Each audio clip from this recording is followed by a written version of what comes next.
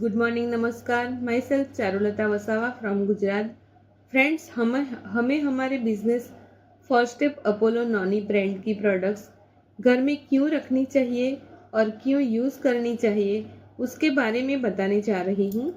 First of all, सबसे पहले हमारी अपोलो नॉनी ब्रांड की प्रोडक्ट्स हमारी सेहत के लिए बहुत ही फायदेमंद है।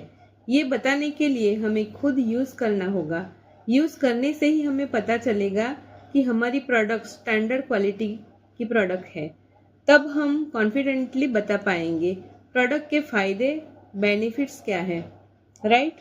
दूसरा, हमारे घर जो भी गेस्ट आते हैं वो भी देखेंगे, यूज़ करेंगे और पूछेंगे, तब हम आसानी से उनको प्रोडक्ट के बारे में बता पाएंगे। प्रोडक्ट्स उनको पसंद आएगी तो वो हमारे बिजनेस पार्टनर बन जाएंगे या कस्टमर बन सकते हैं। तो हुआ ना बेनिफिट्स।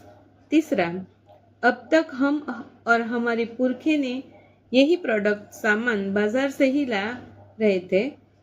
क्या कभी हमारे पुरखे या हम अमीर लखपति बन पाए? क्या हमें इनकम कमाने का जरिया मिला? नहीं।